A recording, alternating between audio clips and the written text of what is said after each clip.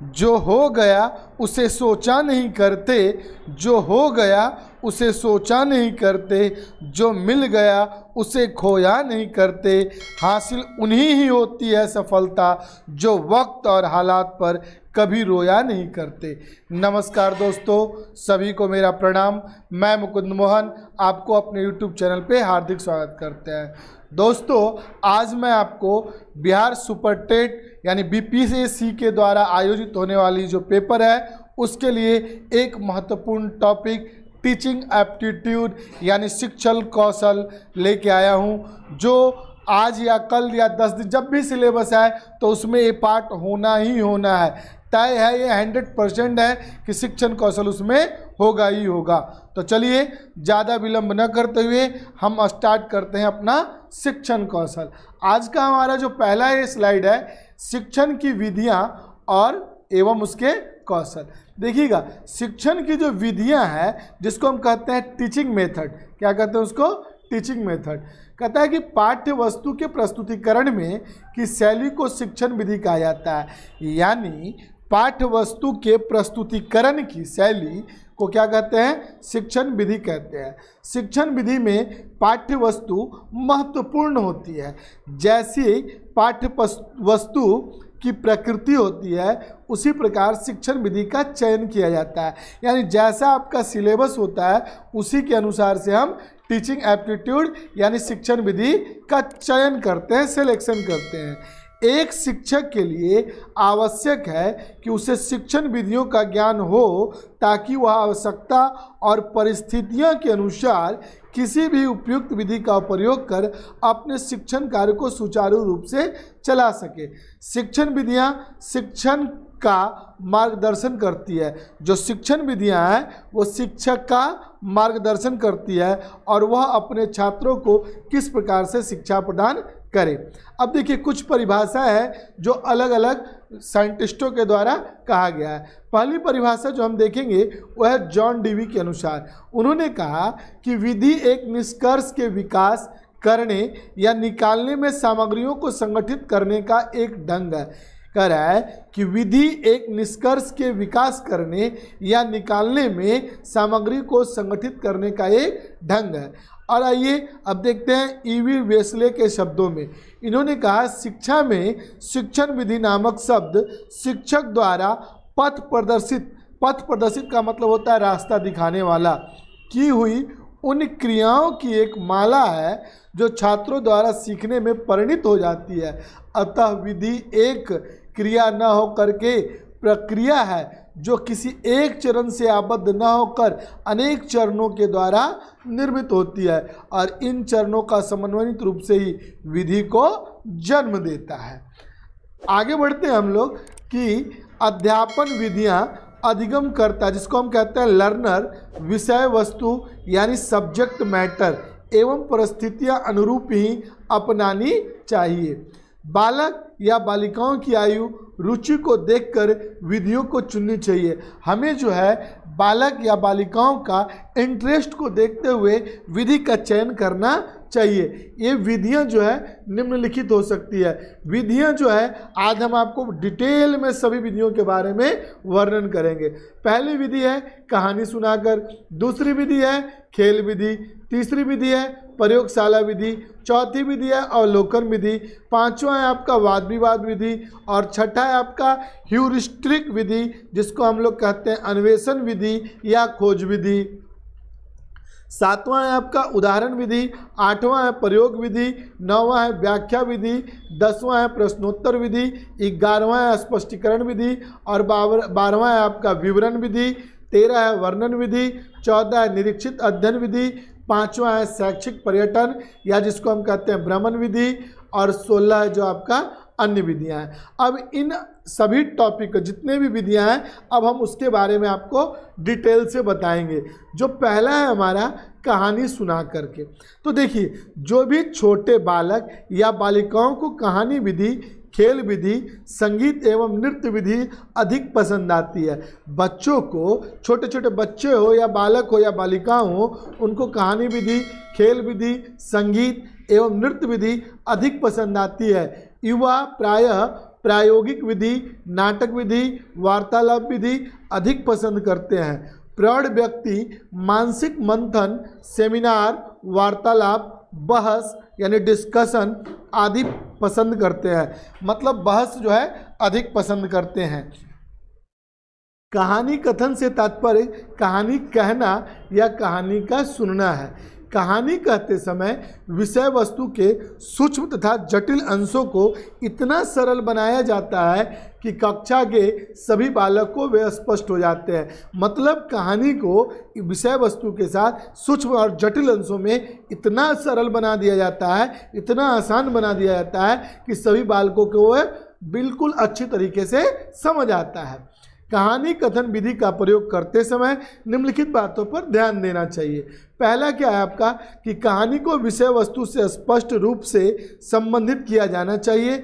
दूसरे शब्दों में कहें अगर तो कहानी का प्रत्यक्ष संबंध विषय शिक्षण से होनी चाहिए। यानी जो आप कहानी सुना रहे हैं उसका जो संबंध है वो विषय शिक्षण से होना चाहिए।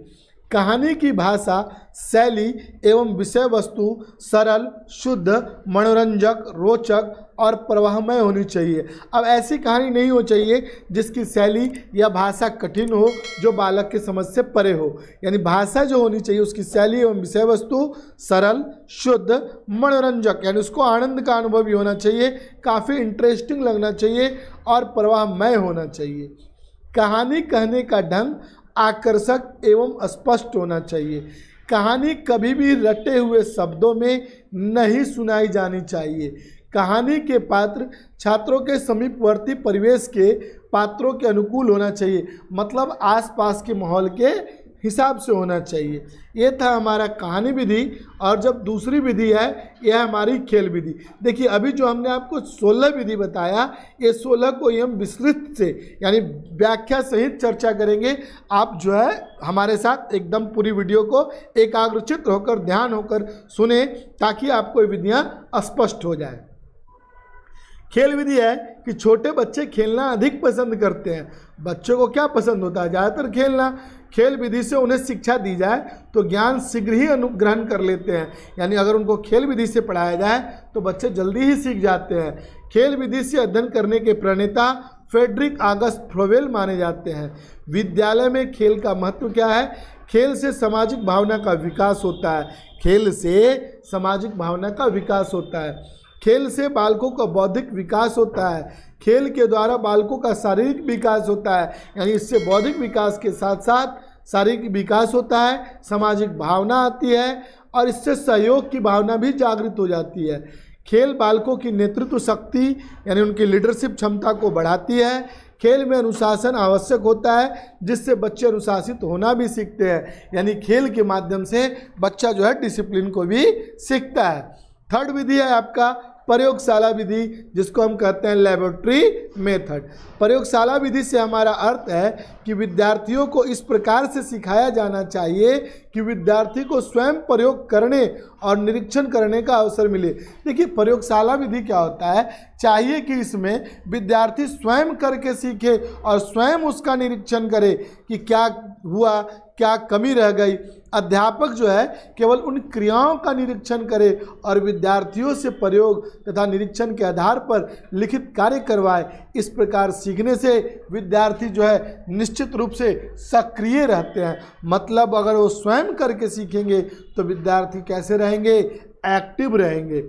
नेक्स्ट है आपका अवलोकन विधि, जिसको हम करते हैं पर्सुअल मेथड। देखिए अवलोकन का मतलब होता है देखना।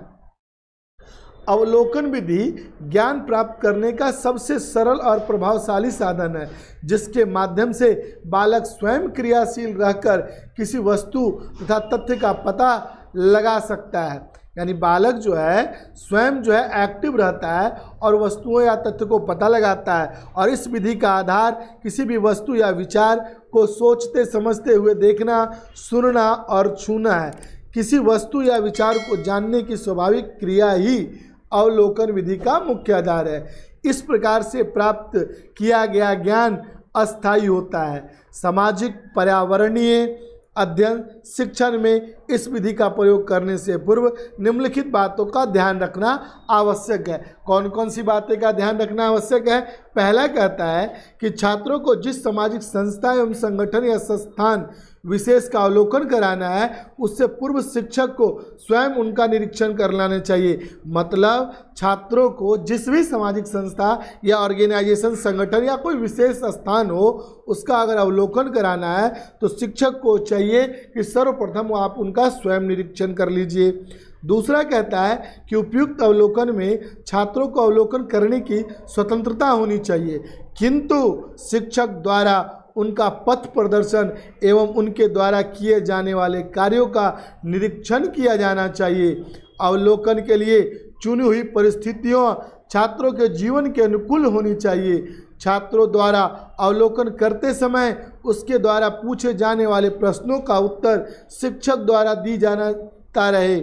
मतलब छात्रों द्वारा अवलोकन करते समय उसके द्वारा पूछे जाने पर अगर छात्र जो है अपने शिक्षक से सवाल पूछे तो शिक्षक को चाहिए कि उनके प्रश्नों का उत्तर देते रहें और शिक्षक भी उनसे संबंधित प्रश्न पूछते रहें। अवलोकन का अर्थ ही होता है निरीक्षण करना। अवलोकन का क्या अर्थ होता है? निरीक्षण करना। नेक्स्ट है हमारा वाद विवाद विधि, जिसको कहते हैं सर डिस्कशन मेथड। बालक जिस ज्ञान को क्रिया करके प्राप्त करता है वह अस्थायी रहता है। देखिए, बालक जो भी काम अगर स्वयं करके करता है तो वो ज्ञान जो होता है अधिक अस्थायी रहता है। बालक को सक्रिय बनाने रखने के दृष्टिकोण से विभिन्न क्रियात्मक शिक्षण विधियों का प्रयोग किया जाता है। इनमें से एक वाद विवाद विधि है। वाद विवाद विधि शिक्षण की वह विधि है जिसमें शिक्षक और छात्र मिलजुल कर किसी प्रकरण, प्रश्न या समस्या के संबंध में सफलतापूर्वक सामूहिक वातावरण में विचारों का आदान प्रदान करते हैं। नेक्स्ट है हमारा ह्यूरिस्टिक विधि, अन्वेषण विधि, या आप इसको कह सकते हैं खोज विधि। कह रहा है कि विज्ञान की सबसे अधिक प्रभावशाली और मनोवैज्ञानिक प्रणाली ह्यूरिस्टिक विधि है। ह्यूरिस्टिक विधि के आविष्कारक H.E. आर्मस्ट्रॉन्ग थे। यह शिक्षण वह विधि है जिसमें खोज यानी अन्वेषण को महत्व दिया जाता है। ह्यूरिस्टिक विधि में समस्या प्रस्तुतिकरण, निरीक्षण माध्यम, निष्कर्षण इसका आवश्यक भाग है। कई एक बार एग्जाम में पेपर में ये जो आपको दिया गया है ना, ये इसका पूछ लेता है कि समस्या प्रस्तुतिकरण, निरीक्षण और निष्कर्षण निम्न में से कौन जो है ह्यूरिस्टिक विधि का शब्द नहीं है। तो आपको उस समय ये जो है समस्या प्रस्तुतिकरण, निरीक्षण और निष्कर्षण याद रखना है। जिज्ञासा मतलब बालक किसी चीज़ को जानने की इच्छा, यानी जिज्ञासा और अनुभूतियों के विकास के कारण यह विधि अधिक मनोवैज्ञानिक है। देखिए, बालक का स्वभाव ही जिज्ञासु होता है। तो हर्बर्ट स्पेंसर का यह कथन है कि बालकों को जितना कम संभव हो बताया जाए और उन्हें जितना अधिक संभव हो खोजने को प्रोत्साहित किया जाए। अगर बालक स्वयं करके सीखेंगे तो इससे उनका ज्ञान जो है अस्थायी होगा। नेक्स्ट जो है हमारा वह उदाहरण विधि, इसको कहते हैं इलस्ट्रेशन मेथड। इस विधि का प्रयोग छात्रों की विचार शक्ति या कल्पना शक्ति को जागृत करके मानसिक विकास में वृद्धि करने हेतु किया जाता है। देखिए, ये जो उदाहरण विधि है इसमें क्या किया जाता है कि बच्चों के अंदर एक कल्पना शक्ति को जागृत किया जाता है ताकि वो जो है, जैसे आप उदाहरण से देखिएगा, उदाहरण से पाठ्य वस्तु रोचक, यानी इसमें उदाहरण से नियम की ओर बोधगम तथा स्पष्ट हो जाती है। अगर बच्चों को उदाहरण से पाठ्य पुस्तक को रोचक बना दिया जाता है, अगर कोई भी एग्जाम्पल देंगे तो जो विषय वस्तु है काफ़ी इंटरेस्टिंग हो जाती है, बोधगम्य हो जाती है, सरल हो जाती है, स्पष्ट हो जाती है। शिक्षक वांछित उदाहरण और दृष्टांत को छात्रों के समक्ष प्रस्तुत करके विषय सामग्री को सरल बनाने का प्रयास करता है। उदाहरण विधि के दो प्रकार होते हैं, एक होता है शाब्दिक और एक होता है दृश्यात्मक।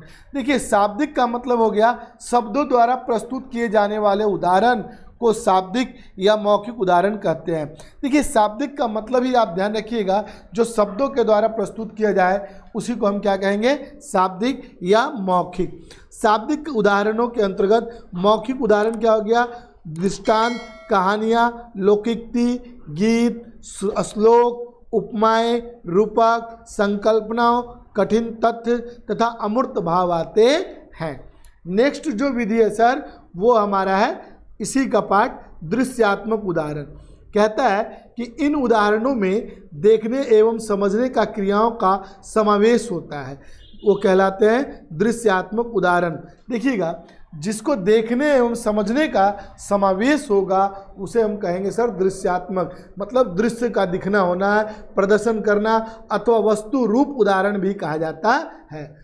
उन उदाहरणों से शिक्षक अधिक सजीव और सरल हो जाता है, क्योंकि इनमें ज्ञानेंद्रियां एवं कर्मेंद्रियों का क्रियाशील रहती है। कमजोर एवं मंद बुद्धि छात्रों के लिए यह जो विधि है, अगर कोई मंद बुद्धि का छात्र है उसके लिए यह विधि जो है अत्यधिक उपयोगी है, क्योंकि इस विधि के अंतर्गत हम बच्चों को चार्ट दिखाएंगे, मॉडल बनाएंगे यानी प्रतिरूप बनाएंगे, मैप के माध्यम से यानी मानचित्र के माध्यम से, ग्राफ के माध्यम से, ग्लोब के माध्यम से, चित्र के माध्यम से, पिक्चर दिखा करके या स्केच यानी रेखा चित्र बना करके हम बालक को बेहतरीन तरीके से समझा सकते हैं। यह जो दृश्यात्मक विधि है उन मंद बुद्धि या कमजोर बुद्धि के लिए ज़्यादा ज़रूरतमंद साबित होता है या अधिक ही इसका महत्व माना जाता है, क्योंकि इससे जो है विद्यार्थियों में अधिक दृश्य दिखा दिए, मॉडल दिखा दिए, चार्ट दिखा दिए, तो इससे जो है उनका दिमाग जल्दी विकसित होता है। नेक्स्ट है हमारा प्रयोग विधि। नेक्स्ट हमारा क्या है? प्रयोग विधि। कहता है डेमोनेस्ट्रेशन मेथड। इस विधि पाठ्य वस्तु या उससे संबंधित वस्तुओं को दिखाकर ज्ञान दिया जाता है, जिससे बालक आसानी से ज्ञान ग्रहण कर लेता है। इसके साथ ही यह ज्ञान अस्थायी होता है, क्योंकि युक्तियों से सफलता प्राप्त ज्ञान अधिक अस्थायी होता है। देखिएगा, जो प्रयोग विधि होता है इस विधि में जो पाठ्यक्रम होता है, इस विषय से संबंधित वस्तु को दिखाकर ज्ञान दिया जाता है, जिससे बालक आसानी से ग्रहण कर लेता है। और इसके साथ ही यह ज्ञान क्या होता है? अस्थायी होता है, क्योंकि युक्तियों से सफलता प्राप्त ज्ञान अधिक अस्थायी होता है। नेक्स्ट जो है हमारा व्याख्यान विधि, जिसको हम कहते हैं सर लेक्चर मेथड। यह विधि बहुत पुरानी विधि है। जिस काल में पुस्तकें उपलब्ध नहीं थी तथा हस्तलिखित सामग्री भी उपलब्ध नहीं था, तब व्याख्यान विधि से ही शिक्षण का कार्य होता है। यानी पुराने ज़माने में न हमारे पास लिखने के लिए कुछ था, न ही पढ़ने के लिए था, तो सिर्फ हमारे पास क्या था? लेक्चर सुनने के लिए। इसीलिए तो इसका नाम ही लेक्चर मेथड है। आज व्याख्यान का रूप जो है कॉलेजों में काफ़ी विस्तृत रूप से दिखाई देता है। उच्च कक्षाओं में सारे विद्यार्थी सिर्फ भविष्य के सीमित ज्ञान से ही संतुष्ट नहीं होते, व्याख्यान देना ही उनके लिए पर्याप्त नहीं। व्याख्यान के साथ आवश्यक है कि उनकी जिज्ञासा के लिए प्रश्न किए जाएं और श्रव्य दृश्य सामग्रियों का प्रयोग किया जाए और विषय वस्तु की गहराई तक उसका जो है विश्लेषण करके छात्रों के समक्ष प्रस्तुत करें। यह विधि बहुत पुरानी विधि है। जिस काल में पुस्तकें उपलब्ध नहीं थी तथा हस्तलिखित सामग्री भी उपलब्ध नहीं थी, तब व्याख्यान से ही शिक्षण का कार्य होता रहा। आज व्याख्यान का रूप कॉलेजों में काफ़ी विस्तृत रूप से दिखाई देता है। उच्च कक्षाओं में सारे विद्यार्थी सिर्फ विषय की सीमित ज्ञान से ही संतुष्ट नहीं होते, व्याख्यान देने के लिए उनके लिए पर्याप्त नहीं। व्याख्यान के लिए आवश्यक है कि उनकी जिज्ञासा के लिए प्रश्न किए जाएं और श्रव्य दृश्य सामग्रियों का प्रयोग किया जाए और विषय वस्तु की गहराई तक उसका विश्लेषण करके छात्रों के समक्ष प्रस्तुत किया जाए। यानी ये जो व्याख्यान विधियाँ हैं, देखिए श्रव्य दृश्य सामग्री, जैसे श्रव्य मतलब हो गया आपका सुनना और दृश्य मतलब हो गया देखना। जैसे प्रोजेक्टर हो गए या आप जो अभी आप देख रहे हैं हमें यूट्यूब पर, ये भी क्या है? श्रव्य दृश्य है, सुनाई भी दे रहा है आपको और दिखाई भी दे रहा है। अगला है हमारा प्रश्न उत्तर विधि, जिसको कहते हैं क्वेश्चन आंसर मेथड। देखिएगा, प्रश्न जो है हमारा क्वेश्चन आंसर वाला जो है, कहता है यह विधि सुकरात के समय से चली आने वाली प्राचीन विधि है और इसके 300 सोपान हैं। पहला कहता है आपको कि प्रश्नों को व्यवस्थित रूप से निर्मित करना। प्रश्नों को व्यवस्थित रूप से निर्मित करना मतलब बनाना और उन्हें समुचित रूप से छात्रों के सामने रखना, ताकि नए ज्ञान के लिए उनमें उत्सुकता जागृत हो सके। तीसरा है आपका छात्रों के माध्यम से उन्हें संबंध स्थापित करते हुए नवीन ज्ञान देना, मतलब उससे रिलेटेड बातों को बता करके नए ज्ञान को देना। और इसमें आवश्यकता अनुसार निम्न स्तर, मध्यम स्तर और उच्च स्तर के प्रश्न आवश्यकता अनुसार प्रयोग किए जा सकते हैं, वो हम छात्रों को देख करके प्रयोग कर सकते हैं। प्रश्नोत्तर विधि की सर विशेषता क्या होती है? पहला कहता है कि इस विधि के प्रयोग करने से छात्र जो है एक्टिव रहते हैं। अगर क्लास में छात्रों से प्रश्न पूछा जाए तो उनका ध्यान रहता है, अन्यथा वो सुस्त हो जाते हैं। छात्र नए ज्ञान को प्राप्त करने के प्रति उत्सुक होते हैं। हर चीज़ उनको जानने के लिए, कोई भी नया चीज़ हो तो उसके बारे में उत्सुक होते हैं, जिज्ञासु होते हैं। इस विधि से पाठ के विकास में सहायता मिलती है। इस विधि से छात्रों की समस्याओं की कठिनाइयों का निराकरण किया जाता है। छात्रों को ज्ञान का मूल्यांकन करने में सहायक होता है। 11 नंबर है सर जी स्पष्टीकरण मेथड, जिसको हम कहते हैं एक्सपोजिशन टेक्निक, यानी स्पष्टीकरण विधि। किसी भी विषय वस्तु को सरल, सुगम तथा बोधगम्य बनाने के लिए शिक्षक स्पष्टीकरण विधि की सहायता लेता है और अगम्य, असंरचित तथा कठिन प्रकरणों को इस प्रकार से छात्रों के समक्ष प्रस्तुत करता है कि कुल विषय वस्तु आसानी से समझ में आ जाए। कि पाठ्य पुस्तक में आपका जो भी दिया हुआ रहे, कठिन वर्ड भी रहे, तो शिक्षक का काम क्या है कि वह विषय वस्तु को अत्यंत सरल, सुगम और बोधगम्य बनाए, ताकि जो छात्र हैं जब उनके सामने वो प्रस्तुत हो तो उनको बहुत जल्द आसान तरीके से समझ में आ जाए। इसके बाद है सर स्पष्टीकरण विधि का प्रयोग करते समय निम्नलिखित बातों पर ध्यान देनी चाहिए। पहला क्या ध्यान देनी चाहिए कि शिक्षक को चाहिए कि पढ़ाने से पूर्व पाठ के संदर्भ तथा उद्देश्य छात्रों को स्पष्ट कर देना चाहिए। एक जो है टीचर का कर्तव्य है कि पढ़ाने से पूर्व जो है पाठ्य के संदर्भ में तथा उद्देश्य छात्रों को स्पष्ट कर देनी चाहिए। स्पष्टीकरण को प्रभावशाली बनाने के लिए पूरे पाठ छोटी से छोटी स्पष्ट इकाइयों में बांट देनी चाहिए। अगर लेसन बड़ा है तो उसको छोटा छोटा पार्ट में बांट देना चाहिए, जिससे कि छात्र प्रत्येक इकाई का स्पष्ट ज्ञान प्राप्त कर सके और पूरे पाठ को सरलता से समझ सके। स्पष्टीकरण की भाषा सरल, स्पष्ट, छात्रों के स्तर के अनुकूल हो, रोचक तथा प्रवाहमय होनी चाहिए। पाठ्य के उद्देश्य की प्राप्ति हेतु आवश्यकता अनुसार स्पष्टीकरण का जो प्रयोग किया जाना चाहिए। नेक्स्ट है सर विवरण विधि, जिसको कहते हैं नरेशन टेक्निक। विवरण देना सामाजिक विज्ञान के शिक्षण के लिए एक आवश्यक युक्ति या विधि है। यानी विवरण देना सामाजिक विज्ञान के शिक्षण के लिए एक आवश्यक युक्ति या विधि है। विवरण को हम कथन या शिक्षक स्वकथन भी कहा जाता है। विवरण देने का उद्देश्य होता है कि छात्रों के मस्तिष्क में उसका एक मानसिक चित्र बना देना, जिससे छात्र विषय वस्तु को पूर्णतः तरीके से समझ सके। अब जो है विवरण विधि की विशेषताएं क्या है, तो विवरण विधि की मुख्य विशेषताएं निम्नलिखित है। पहली विशेषता क्या है कि विवरण विधि के प्रयोग से छात्रों को इतना ज्ञान मिल जाता है कि उन्हें अलग से विभिन्न पुस्तक पढ़ने की ज़रूरत महसूस नहीं होती। मतलब उनको इतना मिल जाता है नॉलेज कि उनको अलग से कोई किताब पढ़ने की ज़रूरत नहीं है। विवरण विधि में शिक्षक छात्रों के समक्ष विवरण प्रस्तुत करते हैं, अतः इस विधि के माध्यम से दिया गया विवरण छात्रों के मस्तिष्क पर अस्थायी प्रभाव डालता है। तीसरा है आपका कि विवरण विधि में विषय वस्तु के प्रत्येक पक्ष पर प्रकाश डालकर उसकी पूर्ण रूपेण समीक्षा की जाती है। और चौथा है आपका कि विवरण विधि से छात्रों को पुस्तकों की अपेक्षा कम समय में आवश्यक ज्ञान प्राप्त हो जाता है। विवरण विधि से छात्र अत्यंत रोचक एवं मितव्ययी ढंग से ज्ञान प्राप्त करने में समर्थ होते हैं। नेक्स्ट स्लाइड है आपका 13वां विधि। आज हम टोटल 16 विधि के बारे में पढ़ेंगे और वो 16 डिटेल की विधि में पढ़ रहे हैं ताकि आपको ये हमेशा हमेशा के लिए याद हो जाए।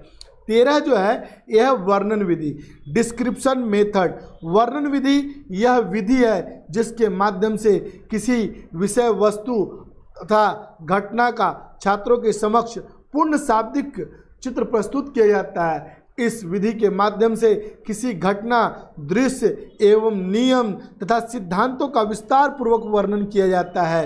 केवल प्रश्नोत्तर या विवरण विधि से सभी बातें स्पष्ट नहीं होती तथा छात्रों के मानस पर संपूर्ण चित्र नहीं बन पाता। इसके लिए शिक्षक को वर्णन विधि के द्वारा विस्तृत वर्णन करना पड़ता है, जिसके लिए उसे अतिरिक्त परिश्रम तथा तैयारी करनी पड़ती है। नेक्स्ट है आपका कि वर्णन विधि का प्रयोग करते समय किन किन बातों पर ध्यान रखना चाहिए।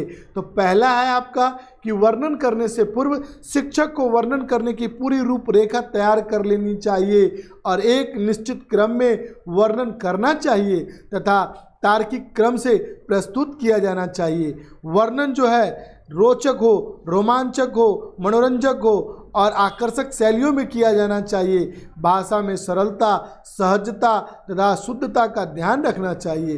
वर्णन में क्लिष्टता से बचना चाहिए और इसे सजीव बनाने के लिए विशेष प्रयास करना चाहिए। वर्णन प्रसंग के अनुसार हो और आवश्यकता अनुसार उदाहरणों एवं अनुकूल श्रव्य दृश्य सामग्री का प्रयोग हो। वर्णन में पूर्णता एवं व्यापकता होना चाहिए। नेक्स्ट है आपका निरीक्षण अध्ययन विधि। निरीक्षण अध्ययन विधि है सुपरवाइज स्टडी मेथड। यह विधि व्यक्तिगत भिन्नता तथा क्रियाशीलता के सिद्धांतों पर आधारित है।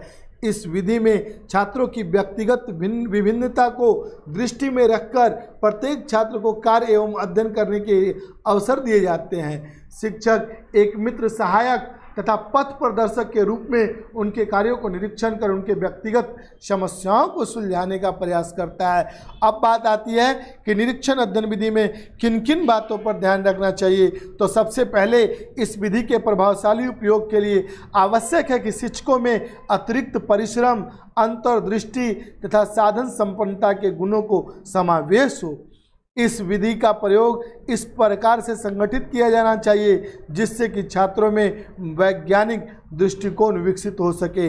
इस विधि के प्रयोग के द्वारा छात्रों में मैत्रीपूर्ण ढंग से सहयोगी विधि से विचार विमर्श करके कार्य करने की आदतों का विकास होता है। इस विधि में छात्रों की क्रियाएं उनकी मानसिक एवं शारीरिक योग्यता तथा रुचियों के अनुसार होनी चाहिए। कौन सी विधि में? तो निरीक्षित अध्ययन विधि में। नेक्स्ट है आपका 15 शैक्षिक पर्यटन भ्रमण विधि, एजुकेशनल लोअर मेथड। देखिए ये क्या होता है, स्कूल की तरफ से जब बच्चों को कहीं कहीं घुमाने के लिए ले जाया जाता है तो वही कहलाता है आपको शैक्षिक पर्यटन या भ्रमण विधि। कहता है कि शैक्षिक पर्यटन से छात्रों को शैक्षणिक ज्ञान में किसी स्थान, वस्तु, प्राणी आदि चीज़ों का प्रत्यक्ष देखने का अवसर मिलता है। जब इन बालकों को हम घुमाने ले जाते हैं तो वहाँ पे उन चीज़ों को देखते हैं और इन्हें क्या क्या ध्यान देना चाहिए। जैसे आप किसी बच्चों को ले गए तो सबसे पहले इनके आयोजन में कम से कम एक दिन अवश्य होना चाहिए। केवल 1 या 2 घंटों में यह संभव नहीं है, यानी प्लानिंग पहले होना चाहिए। इसकी सफलता के लिए छात्र और प्राध्यापकों को सहयोग होना आवश्यक है, यानी एक दूसरे का सपोर्ट होना अत्यंत और नितांत आवश्यक है। शैक्षणिक यात्राओं में दुर्घटनाएं हो सकती है, उन पर ध्यान देना चाहिए कि आवश्यक सावधानियों को बरतना चाहिए। और नेक्स्ट है हमारा 16वां, जिसको कहते हैं अन्य विधियां। देखिए अभी तक आपने जो 15 विधियां पढ़ा, मतलब मैंने आपको बताया और आपने उनको पढ़ा, तो 16वां विधियां में क्या होती है, इसमें अन्य विधियां, यानी इनके अलावा जो विधि बच गई वो सारी आ जाएगी अन्य विधियां में।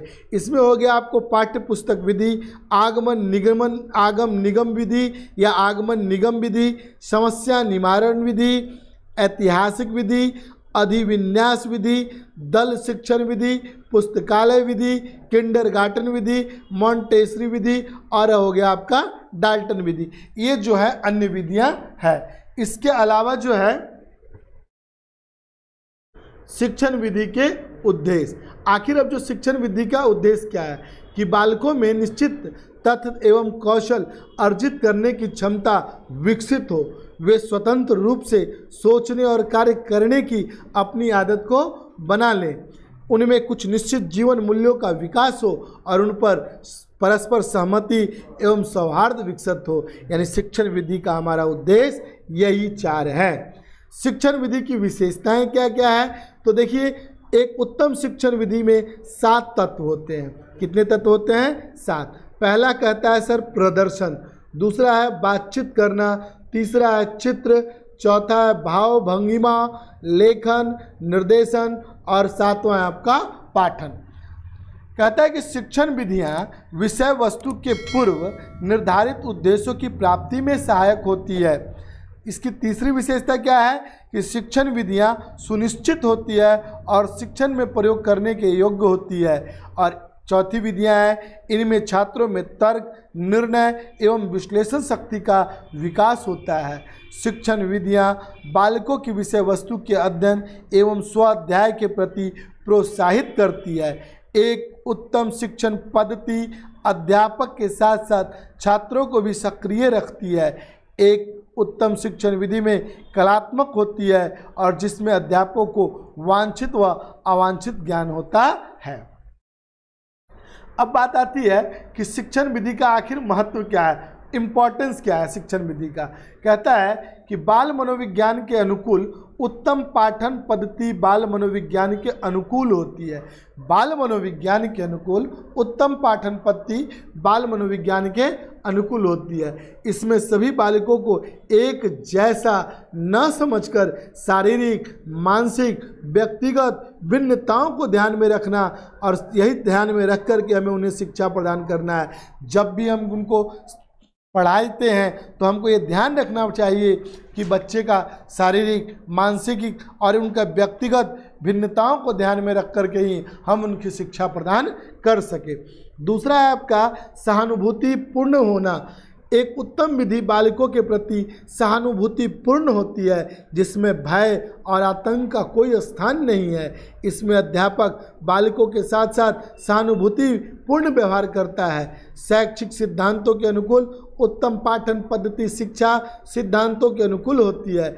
उसमें अध्यापक पाठन के सूत्रों को व्यवस्थित ढंग से प्रयोग करने में लेते हैं जिससे पाठन पद्धति प्रभावशाली होती है और वह छात्र अध्यापन में रुचि लेने लगते हैं। 4 है आपका कि पूर्व ज्ञान पर आधारित जो शिक्षण विधि बालकों के पूर्व ज्ञान पर आधारित होती है उसमें अध्यापक को निश्चित रूप से सफलता मिलती है। 5वां है आपका कि पथ प्रदर्शन की योग्यता। एक उत्तम पठन पद्धति में बालकों का उचित पथ प्रदर्शन किया जाता है। यह कार्य अध्यापक इस ढंग से करता है कि बालक सुगमता से ज्ञान प्राप्त कर लेता है। इसके बाद 6 है आपका कि मानसिक व शारीरिक श्रम का समन्वय। उत्तम पाठन पद्धति में बालकों को केवल मानसिक श्रम के लिए ही उत्साहित नहीं किया जाता वरन उसे शारीरिक श्रम के लिए भी उत्साहित किया जाता है। इस प्रकार उसमें मानसिक व शारीरिक श्रम का समन्वय किया जाता है। सहयोगपूर्ण भावना अच्छी पठन पद्धति अध्यापक व छात्र दोनों को सहयोग से चलती है। जो देखिए अगर सहयोगपूर्ण भावना हो, अच्छी पाठन पद्धति तभी अच्छा चलेगा जब अध्यापक और छात्र दोनों एक दूसरे के सहयोग से चलेंगे। इसमें अध्यापक स्वयं के ज्ञान के साथ साथ छात्रों का भी सहयोग प्राप्त करता है और छात्रों के सहयोग के अभाव में एक शिक्षण पद्धति अधूरी रहती है। 8 है आपका कि प्रेरणादायक होना अच्छी पाठन पद्धति बालकों को सीखने की प्रेरणा देती है। 9 है आपका कि क्रियाशीलता के अवसर। एक उत्तम पाठन पद्धति बालकों में क्रियाशीलता के गुणों का विकास करती है। और 10 है आपका उपचार पूर्ण होना। अच्छी पाठन पद्धति में छात्रों की भूलों का उपचार किया जाता है। इस प्रकार के अध्ययन में बालकों को गलती पर मारा पीटा नहीं जाता है वरन उन्हें सहानुभूतिपूर्ण ढंग से सिखाया जाता है। उनके साथ सहानुभूतिपूर्ण उनको जो है ढंग से सिखाया जाता है। मेरे दोस्तों, आज मैंने आपको शिक्षण कौशल का ये फर्स्ट पार्ट लेकर के आया हूँ। आपको ऐसे जो है अनगिनत पार्ट और मिलेंगे और आपका जो सिलेबस है शिक्षण कौशल है जो आपका पूरी सिलेबस कंप्लीट करवाया जाएगा। क्योंकि देखिए जो बीपीएससी जब एग्ज़ाम लेगी तो हमने जो बीएड या डीएलएड या बीटीसी में जो हमने बाल मनोविज्ञान पढ़ा है, जो टीचिंग एप्टीट्यूड पढ़ा है, तो उसके बारे में हमारा क्वेश्चन का आना तय है। तो हम आपसे यही विनती करेंगे कि आप सिलेबस आने का इंतज़ार न करें, अपनी तैयारी करते रहें क्योंकि टीचिंग एप्टीट्यूड आना 100% तय है। अगर आपके द्वारा हमारे द्वारा ये जो किया गया प्रयास आपको अच्छा लगा हो तो आप इस वीडियो को लाइक करें, अधिक लोगों को शेयर करें और इस चैनल को सब्सक्राइब करना न भूलें।